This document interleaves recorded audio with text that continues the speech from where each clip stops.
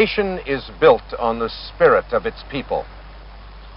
The test of greatness of any nation is how that nation pulls together in a time of crisis. The only limits on what we can achieve are the limits we place on our hopes. Tim Beers. Wow, how sobering. I'm Jason. I'm Gary. And we're not sober, baby. Yes, we are. Not yet. We're going to be... No, we're sober now. Oh. But we probably won't be later. Yeah. Well, how you doing, buddy? Well, I don't have COVID-19, so that's good. That you know of. Yeah, that's a very good point. You didn't get it 14 days ago, we know that. But you Yeah. may have got it 13 days ago. Could have, yeah. And tomorrow could be the day. Could have got it 2 days ago. Who knows? That's right. Just don't know, day to day. Just don't know. You surviving? Yeah.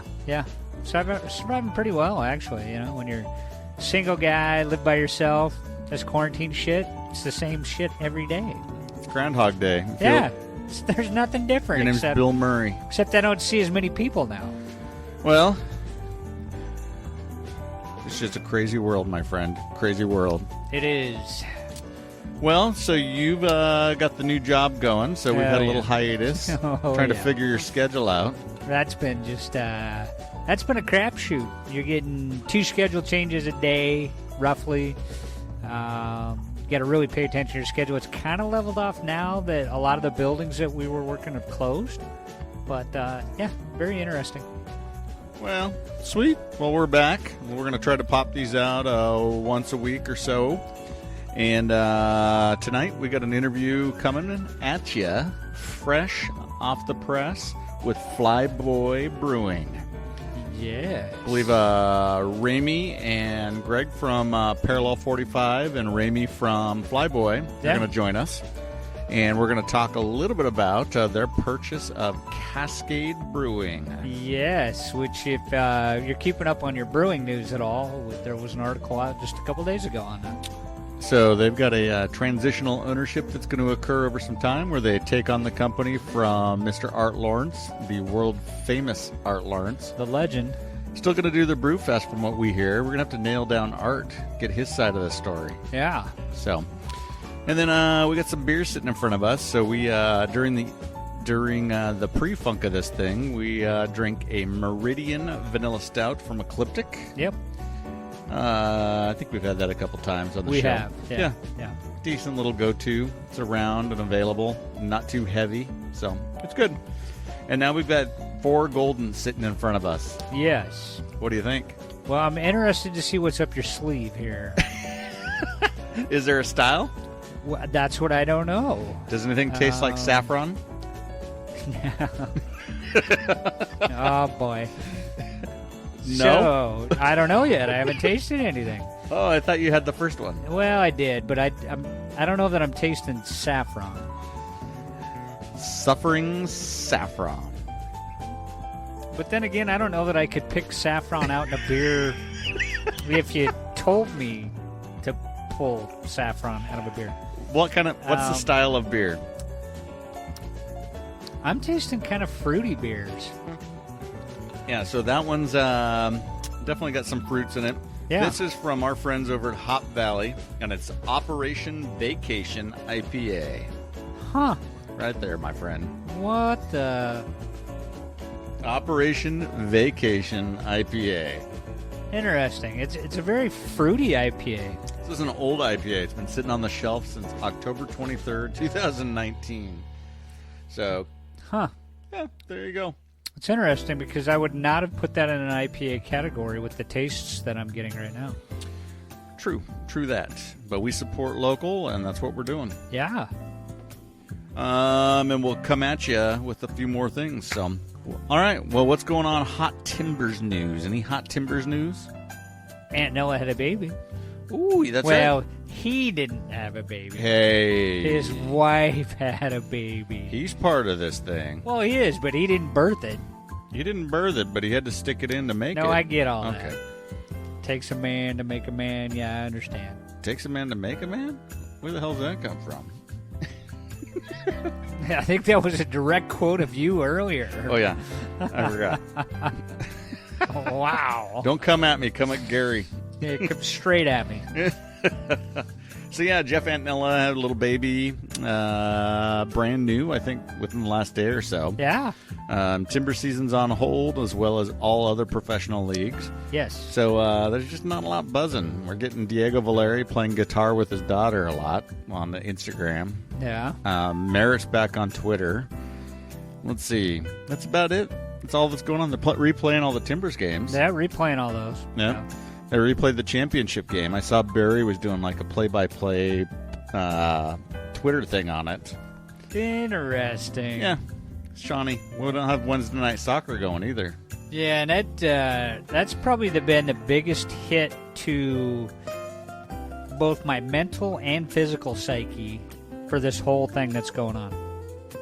Really? Why? Just the lack of exercise?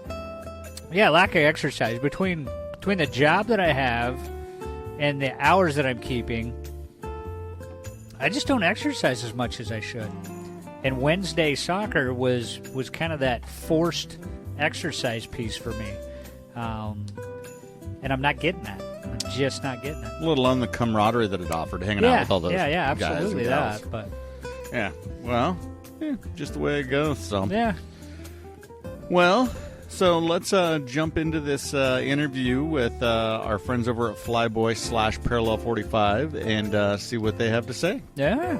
Hey, it's Jason from the Timbers here, and we are with the guys from two of the owners of Fly Boy Brewing, and they've agreed to come on the podcast during our COVID self-quarantine stay-at-home time frame here and talk a little bit about Fly Boy Brewing. And so we'll start off with you guys introducing yourselves. Yeah, I'm Ramie Mount.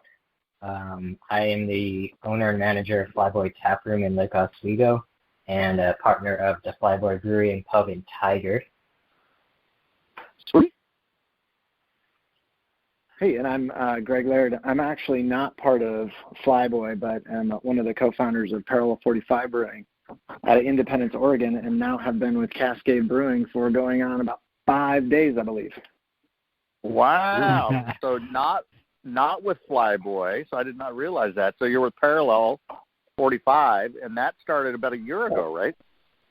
Yeah, we started making beer. The first time we put beer out to the public was at the Cinco de Micro Festival in Salem. Sweet. Well, let's talk Fly Boy real quick, and the purchase. We'll move into the purchase of Cascade. So, Ramie, why don't you tell us a little bit about Fly Boy, where you guys are at, how you guys were founded. I know you have the 2 locations, soon to be much more than that. But walk us through Fly Boy and introduce the listeners to that. Yeah, for sure. The Fly Boy Brewing as a brand was actually founded by Mark Becker, and he's also one of Greg and my business partners. He started the Lake Oswego Tap House in April of 2014. And I took it over in November of 2017 when shortly after he had opened the Tiger location. He had just gotten pretty busy with it and making sure that it was successful. And there's a bit of a difference between the two. The tap room now has kind of evolved to cater to forming relationships with local breweries, as well as breweries along the West Coast, Washington and California, and periodically featuring, obviously, Fly Boy brews there. And it's more of a smaller tasting room style, growler station type place. And the Tiger Brew Pub has definitely evolved into a full-on, full-menu brewery with, on average, about 15 of our beers on tap. And that's just kind of where it started and where it's gone right now with the 2 locations. We'll see where it goes in the future. I definitely say straight up that the Fly Boy and Cascade are 2 very different businesses, and we intend to keep them separate in that regard. Cascade is deserving of that sort of respect and everything, and it is just a different ballgame. Yeah, we'll jump into that in a second. I mean, there's a ton of questions there and a ton to dig into, but I'm sure the listeners are refreshed to know that the Cascade stuff is not going to change that much, and we're going to kind of keep that same feel. So, but with Fly Boy, so Mark and Kristi founded Fly Boy, and they founded the Lake Oswego location, and then opened up Tigard, and we actually frequent the Tigard location, Gary and I. And so, wonderful place, a full menu, as you mentioned, also a bunch of beers. I didn't realize you guys had 15 beers of your beers on tap. Is that what you try to keep on tap all the time, is 15 of yours? I'd say it kind of gravitates around that. Due to things right now, obviously, and the brewing schedule around that, it's probably not exactly 15. Right. Cool. And then I also noticed at the Tigard location, there's a lot of West Coast beers there too. So there's always a great selection, whether it be something from Central Oregon or even up and down the I-5 corridor. You've always got good stuff on. I think I saw Pliny even on tap, a couple days ago that you guys were advertising too. So, yeah, you guys have a very, very good beer selection, again, kind of showcasing the best of the Portland metro area. So something that we totally appreciate. So talk to me a little bit about how this whole thing came about with Cascade. So we've had Art on the show multiple times, usually about Brewfest time. We connect with Art. Great guy, icon that we all know. How did this sale go down? Who approached who? He quotes you as being a sour beer aficionado. What happened? Yeah, that's actually a pretty not very long story, I guess. I've been drinking Cascade beers for about as long as I can remember, or at least as long as I could drink. And I discovered them, and that spans things across like lambics and creeks. And when I discovered Cascade, it's a whole other level there with the whole barrel aging program and sort of the blending and everything, and the care and almost the art that goes into it. And so to me, Cascade's up there, on a top list along with other brews. Such as the Guard, Dre Fontaine and Boone, and other things that from overseas. So I've been frequenting Cascade for a long, long time. When I had moved about 5 or 6 years ago, I switched from frequenting the Barrel House to frequenting the Beaverton location, the Lodge. And I ran into Art probably almost every time I went there. And we just got to know each other, talking, became kind of acquaintances / friends. And from there, I think he just kind of knew the enthusiasm I had for Cascade itself, as well as sour beers, plus the enthusiasm around just craft beer in general with the tap room. We sold Cascade there. He's delivered to us before and would run into him and talk to him there. And I think it just kind of grew organically after that. Sweet. And so then comes the business partnership, right? So you're talking to Mark and Kristi, you're talking to Brian, and then you bring Greg in. Greg, how did you come into the fold here, right? So you're at Parallel 45, you're opening a new brewery. What happened? Yeah, let me get into that. One thing I wanted to say on the part with Ramie and Art, when I did come in, I got to see the two of them interacting with each other, and it was really cool for me to come in and see this kind of very like wholesome mentor-mentee relationship going on between them. That just I just thought that was a super cool element to this whole thing when I got brought in. So Ray and I actually had the opportunity to work together in a former life in a professional services firm, doing a lot of software development work where I worked on the product side, more of the market facing. What do we build? Why are we building it? What's it for? And how does it tie into our business model? So he and I got a chance to work together there.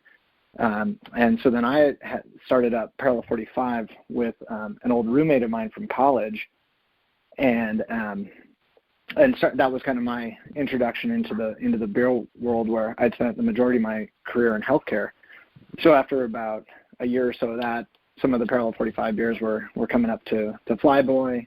And so Ramie and I got to kind of work together again after we've been separated for a while, but with more of a beer focus. And so, yeah, when he said that this was an opportunity, he'd reached out to me and said, "Hey, love to pick your brain and talk about this a little bit." And I thought it was just some little thing that he had the opportunity to come into. And then when he told me what the deal really was, I'm not sure if I actually believed him like straight away, but after about 5 minutes of talking about it, I was like, "Oh wow, like this is real. Like this is what you're talking about. This is a huge deal." And a really great opportunity for us to kind of continue a legacy and engage in this industry just in a lot more than we had to date. So very, very excited. Sweet. So tell us a little bit about Parallel 45. If the listeners may not be familiar with Parallel 45, maybe they are. But what are you guys known for? Where are you at? What is your brewery known for? Yeah, we are down in Independence, Oregon. So that's a little bit southwest of Salem, so just south of West Salem, and it's right near Monmouth, Oregon, which has Western Oregon University. We're about a mile and a half away. We're in the Old City Hall building. I don't know that our production has been enough to really get up into the Portland market, so I think a lot of your Portland listeners, most of them probably haven't heard of us. We're more focused right now in the Polk and Marion County areas. And we really went into that area. My business partner was a fermentation science major, graduated from Oregon State with that, and then spent 15 years as a food scientist leading research and development at Truett Brothers, which then got bought out by Seneca, and really just wanted to get back into the beer business. Our approach is to really just create very clean, accessible beers, really nail the styles very well. Our focus is on ales and lagers, and that's where we're at. I think the beer that's probably picked up the most steam and gotten the most notoriety is a Hells lager that we make. Sweet. Do you guys make a Kolsch, by the way? We don't. We haven't gotten into that yet. Okay. We've got the Mexican lager and the German Hells lager. The Hells, yeah, excellent. Well, to make a road trip down and check you guys out down there. So let's go back to Ramie. Ramie, a little bit about, you talked about the vision of what you see and the partners see as it relates to this purchase, not being want to change and shake the snow globe and destroy the things that Arts build, but really help move it forward from where it's at. Can you talk a little bit about kind of what you guys' plans are, what this thing looks like over the next 6 months, a year? So I know it's a transitional ownership piece, right? So Art's going to stay on as an advisor and some stuff there, but talk to the listeners a little bit about what this looks like moving forward. Yeah, for sure. Obviously, we've gathered a team of people, Mark Becker, Brian Kovach, and Greg Laird, and myself. So I hopefully maybe Greg can chime in too if he has some comments. But really, like you said, we don't want to reinvent the wheel. We want to keep a good thing going, but we also recognize too that there are opportunities for growth. There's opportunities for trying some new things, seeing what sticks. There were some comments the other day that I read. There were worries that the Glue Creek might be discontinued. That would be absolutely crazy on our part. That is my favorite beer, or well up there on the list. I love the Glue Creek, so that is not going anywhere. Really, the plans are, obviously, priority number one is to weather this current climate, this current storm, and get all the employees back on board and really just carve out a vision for growth and I guess clear-cut roles and responsibilities that really can allow us to best utilize the talents that already exist.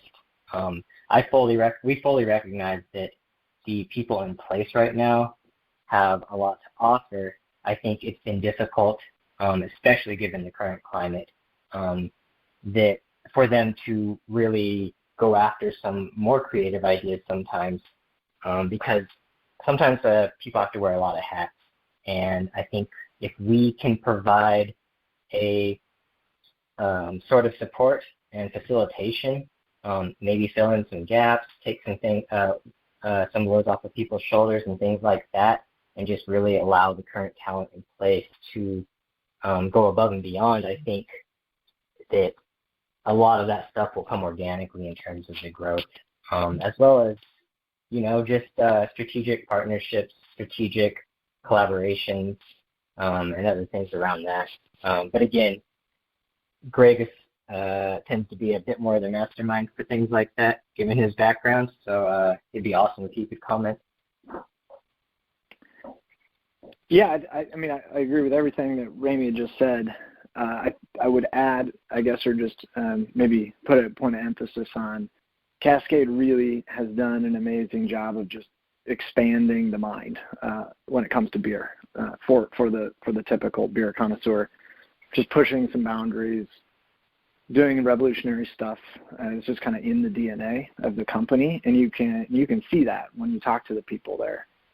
So when Ramie's talking, I think we want to continue to enable that and let the folks that are there push those boundaries, bring new things, bring things to more people, and really just expand what's going on in the beer world, not just focus on the status quo. So we're going to do that with the team. We're not coming in with these preconceived notions of the 10 ways to do that effectively, but there's definitely we want to support that, and so we're going to come in and make sure that we can support the team and add value where we can, whether that be taking on responsibilities to let people to do that or to help drive some of the innovation. But that's definitely something that Cascade's always done, and we want to keep it alive and well there. I think everybody's relieved after hearing that. So, but two fine points that we've heard and you guys already touched on one of the beers, but the white stout that Raccoon Lodge has had on tap forever. People want to know if you guys are going to keep still doing that, as well as Bubonic Plague and that annual release they do of Bubonic Plague. So from what I hear, you guys aren't changing much. You're going to allow things to kind of just continue on and maybe make some small tweaks to grow in general. But that said, they've been very successful, so you still plan on having some of those flagship beers available. Yeah, definitely. Those beers, Blue Creek and the Mulled Apple and all of that, they're definitely going to continue being part of the brew schedule. I think what's beneficial and the opportunity that we have is that there's some bandwidth left in that brewing schedule, and I think we really want to sit down with the team and discuss how we want to fill those areas and augment that for the best growth. And you know what? I mean, at the end of the day, we could run with something that goes to market, maybe doesn't get the best reception, and that's great. That feedback's awesome. We fail fast and iterate, and we just continue to improve and grow based on the feedback and everything that goes on around that. Perfect. Well, let's switch gears over to COVID and where we're at right now. So how are beer sales doing? Obviously, the kitchen's probably shut down. Are you guys doing takeout at the kitchens? I'm interested in hearing from the Parallel 45 side and the Fly Boy side. So if you both could address how the breweries are doing, how beer sales are doing, and what you guys are doing to kind of circle the wagons at this point. Yeah. So at the tap room, we are doing to-go only, obviously. It has been a little slower, but I would say that the support from a lot of our regulars and the community has been awesome. At the brewery and pub, same sort of result.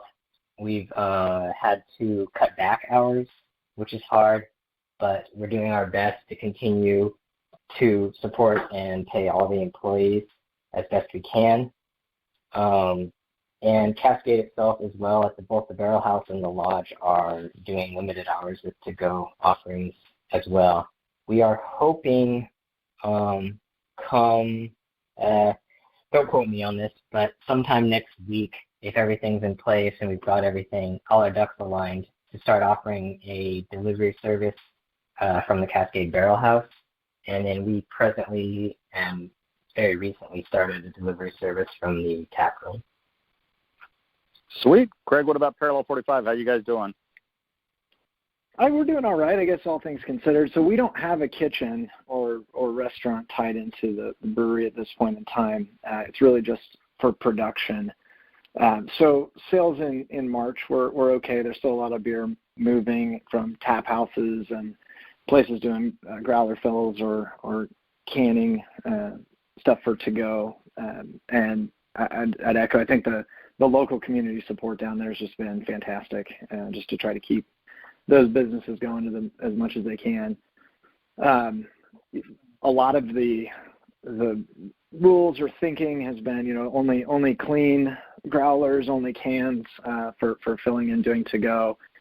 So we had bought a bunch of stuff, a bunch of growlers and things like that to be able to use in our place once we were open.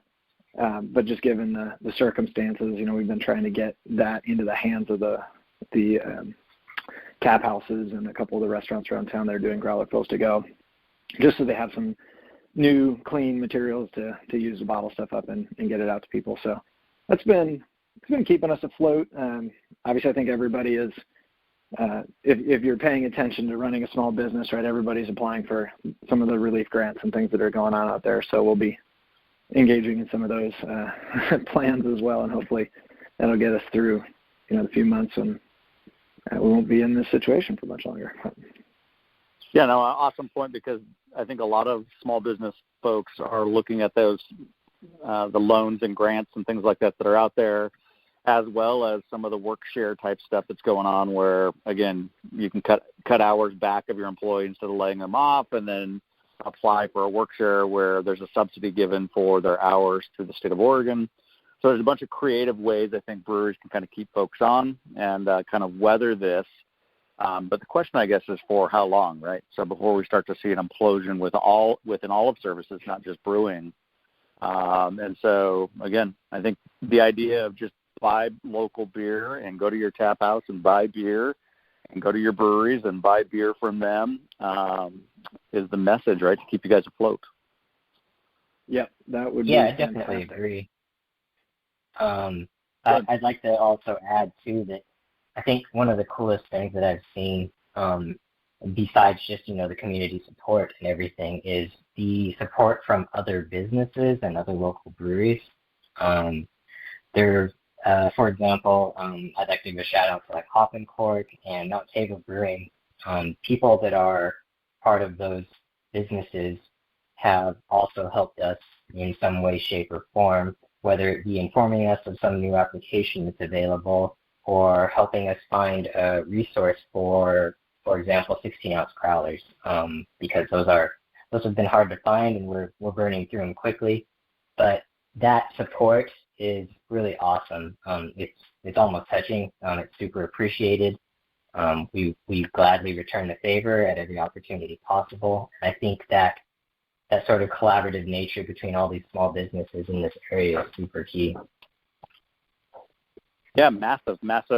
All sorts of camaraderie, almost all hands on deck, and the support of the local community, whether they're brewers or even, again, health workers, first responders, those types of folks. I think it's good to see everybody pitching together versus fighting at this point. So for sure. Definitely. Gary, you have anything there?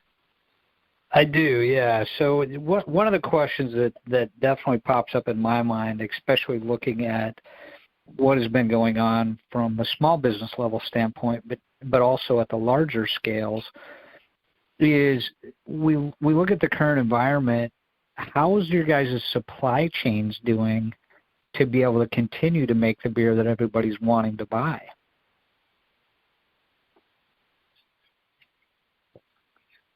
I can. Greg might have to answer that a little better than I, since I'm mostly involved in the day-to-day with the tap room, which is primarily local and West Coast guest taps. It's a little bit different for me since I'm going through a lot of distributors.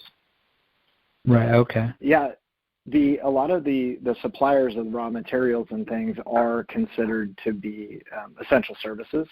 They're kind of in the food production space. So the folks that we've used, and a lot of them being kind of local in Oregon or Washington, have all kind of reached out and said, that they still have materials and they're still taking orders.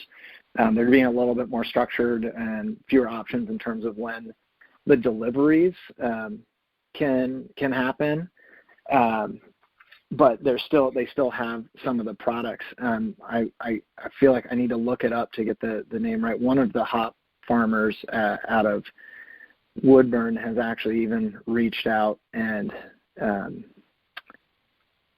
they've offered some financing options effectively where they're willing to delay payment on some of the hops that we order as a way to get it into the brewery's hands so they can continue to do production. Right. And I that was just like, wow, that's really cool that people are willing to do some things like that in order to try to get some of the production made, and then once the sales can pick up a little bit, then we can pay some of those bills. So they're definitely working with people to try to keep it all going, but they're still producing their products too. So the products are definitely still available. I think it's just people have to figure out what's the new normal and what's the new pace. So if you're doing a brew a week, are you still doing a brew a week? Are you doing a brew every other week? And how do you get that inventory right, and then work with those distributors to make sure that you're getting the products you need at that right pace. Right. And then somebody touched on it a few minutes ago, but I think it was with the 16-ounce growlers. From a distribution standpoint, as far as supplies go, how are you guys anticipating that panning out going forward, knowing that it seems like there could be a shortage now on some of that stuff? Yeah, there's, so this is definitely largely just what I hear from a lot of people in the industry, but there is an approaching shortage just because everybody's having to move to growlers, to canning, because draft isn't obviously moving as quickly. I think we are kind of lucky in so much as we had orders in months ago for pallets that are branded pallets, but it'll be interesting to see how it pans out. I do think, too, that there are options. There's definitely options. One thing that we've been doing at the tap house when we were running low on growlers and we were kind of trying to juggle whether or not we needed to conserve them, was, hey, let's just sell the glass growlers, 32-ounce, 64-ounce, at cost. And that gives people an option. So that is one option that we have. I know that there's a handful of businesses, very local, that have stock of 32-ounce and 64-ounce growlers, and so we've been trying our best to support them in buying those in some amount of bulk and offering them to our customers as well. And there's even 16-ounce glass container options too that we can look into if it comes down to it. And I think at the end of the day too, it like I said, it helps that local business. And if we can keep things local, if we can keep things kind of community driven and collaborative, I think we can all weather the storm. Perfect. Well, I think that was a great way to end the interview for you guys. I appreciate you guys' time. We wish you luck. We will continue to frequent the tap houses. Encourage, again, the listeners to go out and support your breweries and support the tap houses to keep things moving. And we'll all weather this sooner, hopefully, rather than later. So with that, again, Ramie and Greg, thank you very much for the interview. All right, we're back. Awesome interview with the guys there. Yeah. So thank you guys for coming on. Really appreciate that. Yeah. Ramie and Greg, outstanding guys. Sounds like the whole team, Mark, Kristi, Brian, Ramie and Greg, have a very good plan moving forward. Yes. Sounds like Cascade's in the right hands moving forward. Also to the listeners, it sounds like you're not going to lose your favorite beers like Bubonic Plague, right? No. That's your favorite beer? No. No? No. I love Bubonic Plague. I love the White Stout. The White Stout's fantastic. Love the White Stout. So, but yeah, they need your support. So buy beer from them and save jobs, save your breweries, save people. What are you drinking now? Jesus. I don't know. That third one just kicked me in the teeth. I would definitely put that in the IPA category. All right. Rah. So number 2 was the Atomizer Ultrasonic Infusing Pail. So read to the listeners what you read to me earlier on that label. It's an ultrasonic infused pail, atomized hops for ultrasonically tasty beer. So what the hell are atomized hops? Do they send these suckers over to the CERN super collider and just run them through that tunnel real quick, smash them into something, and then bring them back? No, that's exactly what happens. They bring them over to France, and they just smash the hops, and then they throw the beer at the hops that's in air, and you've got that. Yeah, your hops have been atomized, sir. Here you go. Yeah, I don't know. These are the guys at Full Sails. I'm sure they got it figured out. So. I don't know. But, yeah, atomized hops, and it's not too bad. Really, really bright color on the thing. Yeah, so. yeah. But, yeah, I think people are just trying to stand out, do stuff that's different. Atomizing their hops. So at number 3, you just about lost your shit on. Yes. So super bitter. So it tastes any saffron on that? I don't know what it is about you and saffron, but I can't. No. No? Not unless saffron's bitter. That is not a saffron ale. Yeah. Okay. This is Double Mountain's juicy, clearly not hazy IPA. Yeah. There it is. Okay. Juicy. Are you getting the theme now? Yeah, I think we're drinking IPAs. It's just hops. Hops tonight. Just hops. Yeah. Yeah, okay, sure. Because we got to support your hop farmers. Well, sure. Yeah. We can't let those guys go under. No, and Easter's coming up, so you got the hoppity Easter bunnies. So I see where you're going with this. Yeah, it's the hops with the Easter bunny. Yeah. So, bok bok, Easter bunny. So, interesting stuff going on in this world right now. Yeah. Yeah. Juicy IPAs. As long as you haven't been hiding under a rock or anything, right? You actually know what's going on in the world. Well, there's a lot of ass hattery going on as well that people that think they know just talking shit. Yes. So, whether I should wear a mask or not wear a mask or wear gloves, not wear gloves. So it's like, dude, just pick a lane, stay in it. Yeah. I'm unfortunately of the mindset of give it to me, see if I can beat it. Really? Yeah. Yeah. I'm not too far off of that. I'm probably not the right guy to have that mindset with, heart conditions, but because apparently it's hard on people with those. It's got a hard on people? Yeah, it's got a hard on. Yeah. Coronavirus got a hard on for people. That's a great way to look at this whole outbreak. Yeah, probably. A little round, bastardy looking virus that has got a bunch of peckers on the outside. So, super excited for mankind. Mankind. And womankind. Are you drinking that fourth one? Yeah, it's fantastic. I actually like the fourth one. Do you really? Yeah. Well, there you go. IPA still? Fuck, I don't know. It's the malted milkshake style IPA. Well, there you have it. Who makes that? Hey, just enough. Enough of that. I'm looking. You're looking for who makes it? It's from Full Sail Brewing. They didn't got it anywhere on the damn label. Oh, it's not on the label? No. What the? It's on the little mini neck label. It says Full Sail in like 8-point font. Yeah. So malted milkshake style IPA, and it says it is thick and creamy milkshake style in your face. I'll give them that. It's thick, it's creamy, and it's in your face. That's beautiful. Beautiful. Well, yeah, we'll see if you can pull that out anywhere off that label. It's from Full Sail there, so. Thick and creamy in your face, milkshake IPA. That's for you, Tim. Yeah. Well, we used to get good interviews. We don't get interviews anymore. So. It's because we can't go anywhere. Right. Yeah, we're stuck at home. No. We got a great interview tonight, though. And the interview was fantastic until everybody listens to this podcast and they're like, those jackasses. Andre Miner from the Oregonian already is like making fun of us. What? Yeah. Oh, you guys going to talk about penises again? Oh, yeah. Yeah, probably. That's an everyday occurrence on this. We're just regular red-blooded people. It happens. Yeah. Yeah, I'm not finding that description anywhere on this bottle. Thick and creamy? Or full sail?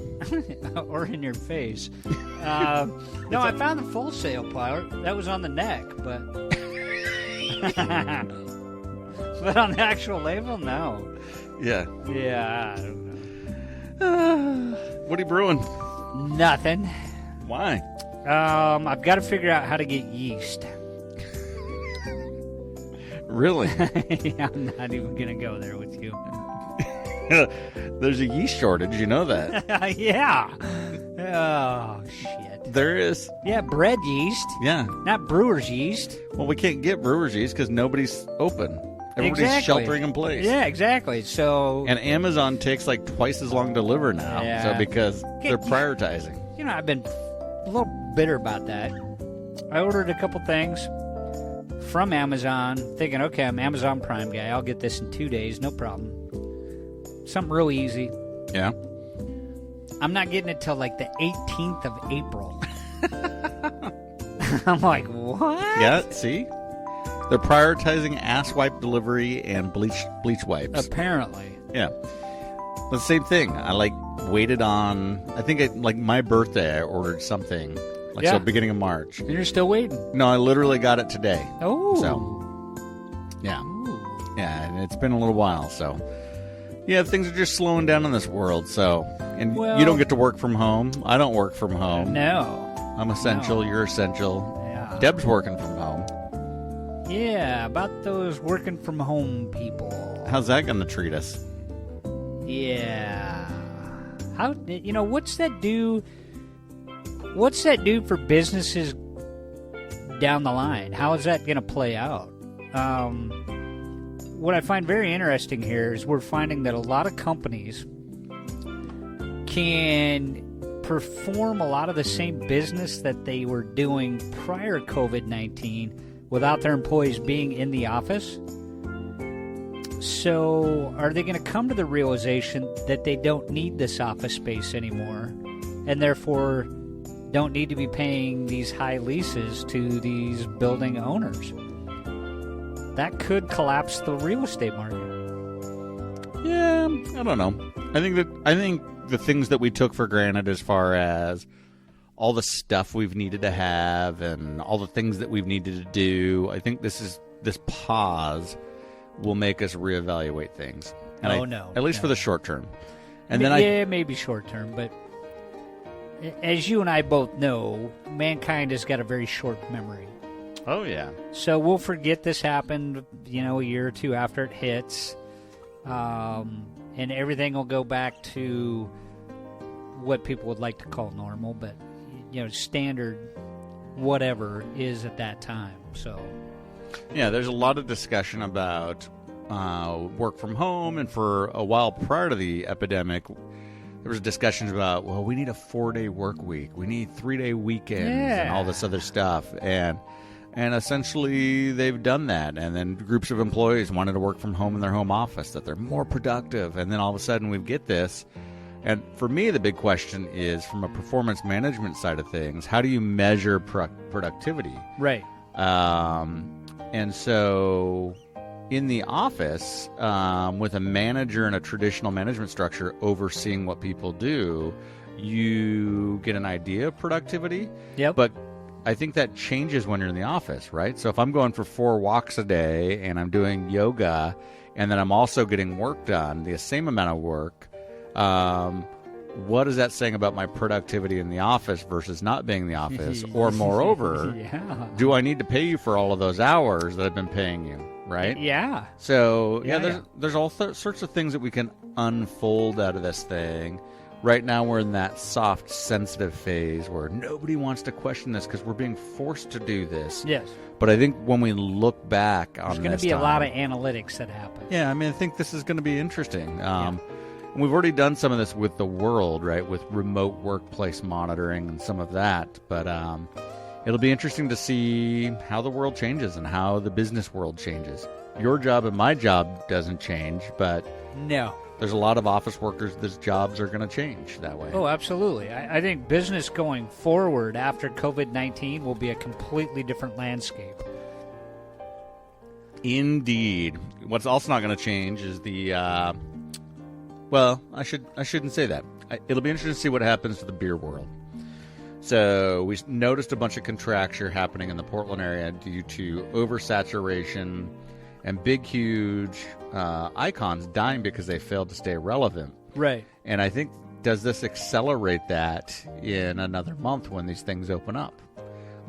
Or does everybody run back to their breweries and their tap houses and then the market just revitalizes and comes back? I don't know.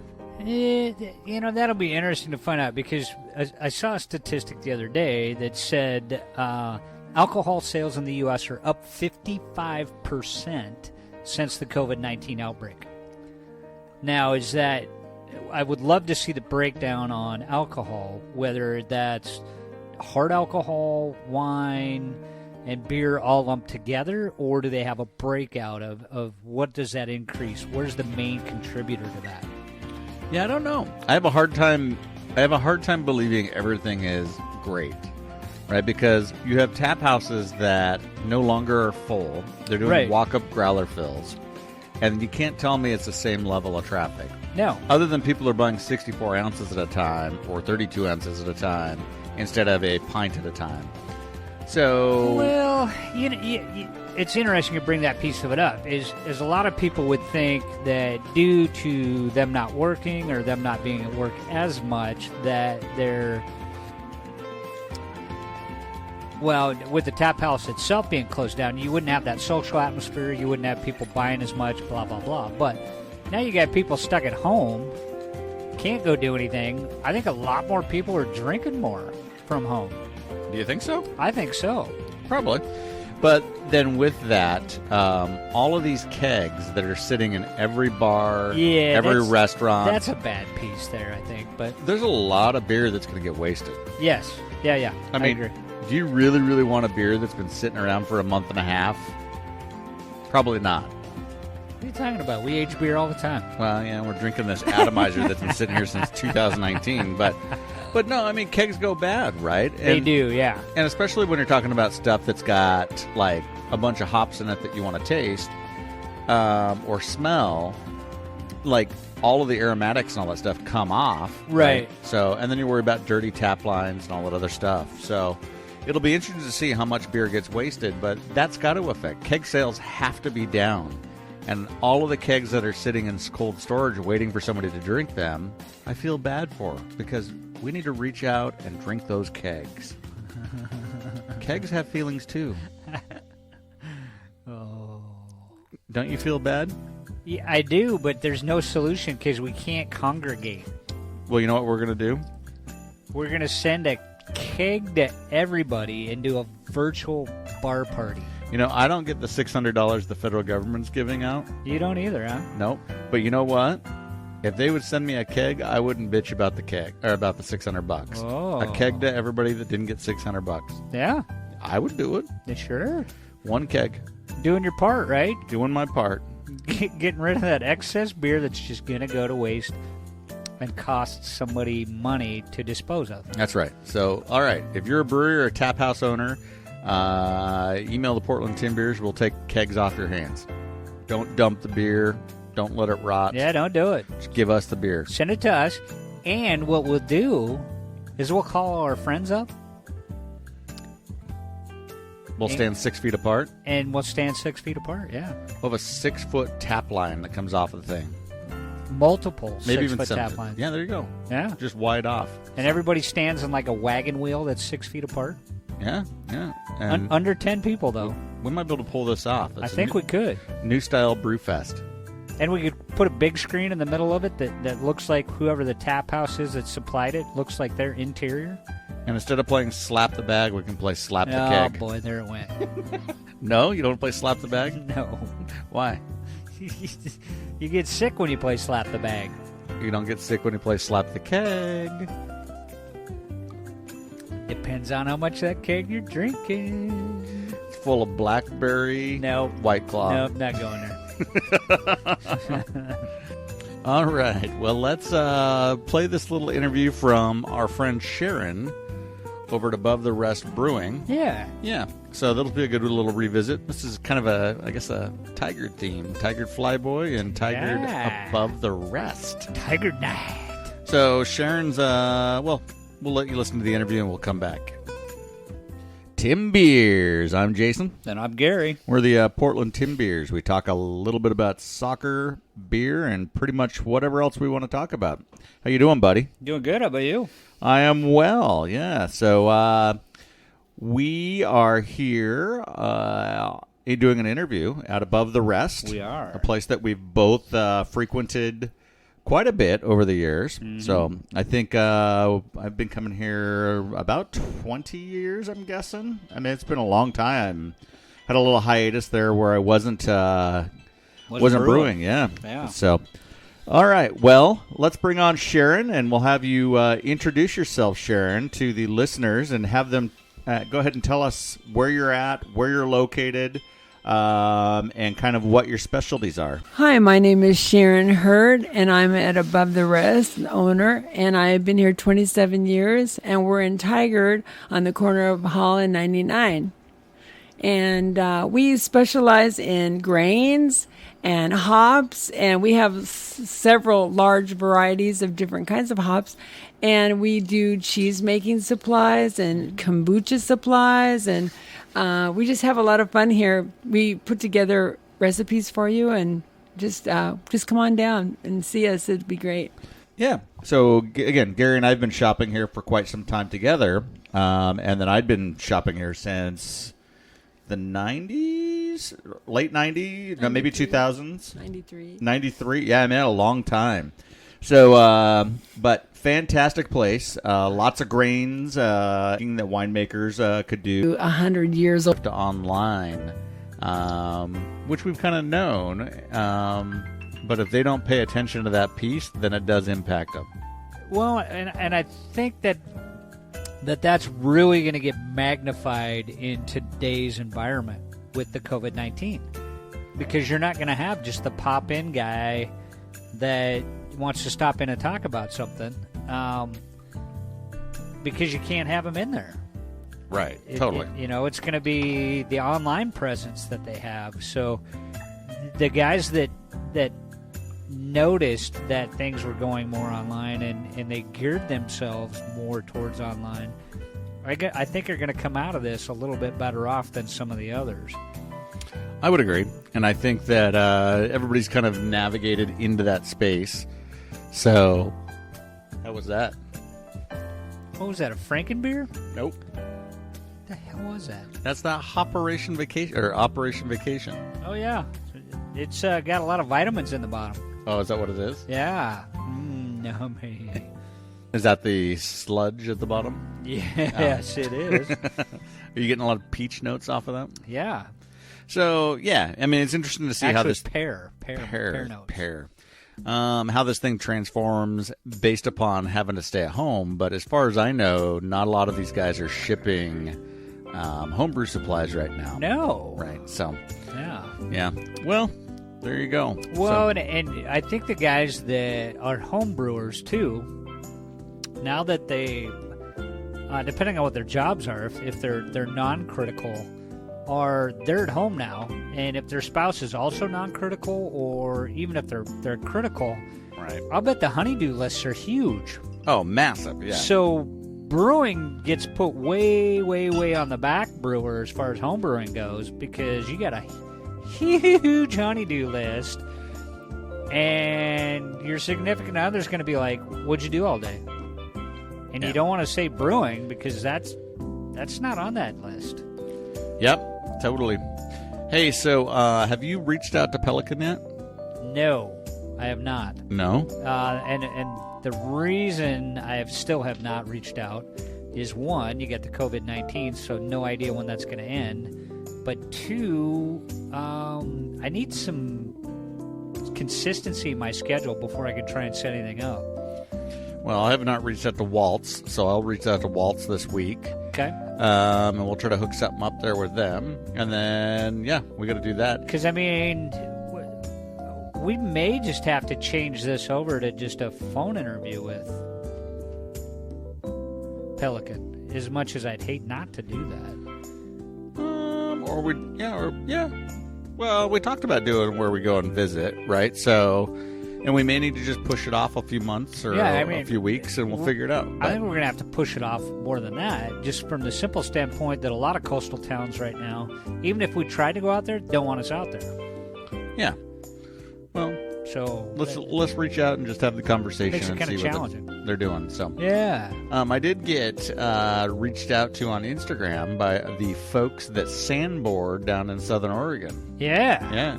They actually started following us on Instagram, but then they started following the podcast and downloaded the podcast and made comment on our sand skiing episode. Well, I got their waxes, so I'm excited to try those. So that's huge.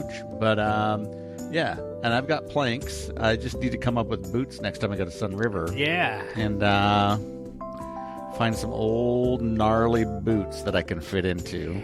Clip in, and then we are set. I say we're sand skiing this summer as long as things open back up. Yeah, let's hope. Let's hope. I think they'll open back up. Well, and the beauty of it is we can combine the sand skiing with the trip to Pelican. Yeah, totally. I think that's totally what we do. That's what'll be awesome. And then we can start working on getting like a sand skiing competition set up or something. I don't know. Well, we got to go a few times, but yeah. After that, once we get gnarly awesome after a couple times of going. Well, we could just be the drunk judges sitting there with commentary, too. No way, dude. I'm going to own this thing. You and I are going to do awesome. We're going to own the tandem sand skiing event. Oh, Jesus. Synchronized Don't tell me skiing. It's side by side. Yeah. Okay. And then you're going to grab my waist, and then I'll grab your waist, and we'll do the dipsies between each other's legs. There's probably not enough beer on the planet for that to happen. I don't know. We'll figure it out. We got to try it, though. Crazy stuff. Talking about this thing for a year, and we have make it happen. And I know I've had that wax for pretty close to a year now. You have, yeah. It's not going to go be good forever, is it? So, well, I think that's all I got, buddy. So, you got anything else? No, just finishing off my tasters. Finishing off the tasters. Well, huge thanks to Fly Boy Brewing. Again, Ramie and Greg from Parallel 45. And Ramie from Fly Boy, new owners, as well as Mark and Kristi and Brian of Fly Boy Brewing. Thank you for the interview. We would love to come out at some point, and hopefully, if you have an official night of your takeover or something like that, maybe we can go out and have a pint of white stout or something. Yeah. Gary and I are in over at the Tigard location quite often, but it sounds like we need to go over to Lake Oswego and go see Ramie. Sounds like it. Yep. And then we definitely have a road trip down to Independence, it sounds like we need to make. Right. Yeah. So. Yeah. But with that, thanks, gentlemen, for the interview. Sharon, thank you for your interview. If you get a chance, listeners, go out to Above the Rest Homebrewing, visit Sharon. Check out Sharon and buy your homebrew gear from her. And if you don't homebrew, learn to homebrew from her. Yeah. If you want to make wine, she sells that stuff too. So check her out. Tiger. I think they even do cheese making stuff. Cheese making? Yeah, cheese. Wow. Gotta have some cheese with your wine. True. Cheese making. Do they do soap making? I don't know. You don't know? I don't know. Well, there you go. Everything you need. Cheese, wine, beer. It all comes together. It does. And Sharon's not short on yeast. She's got all sorts of yeast for sale when she finally opens back up. So visit Above the Rest Homebrewing and Fly Boy Brewing and Parallel 45. 45. You got to get the parallel right. Parallel. You're going to send them to the wrong place on the planet. Parallel 11, 2 ones. No, Parallel 45. All right, man. Well, let's get out of here. We'll come back at you guys in a week. Be safe. Wash your hands. Shelter in place. Do all that good stuff. Stay healthy. Tim Beers.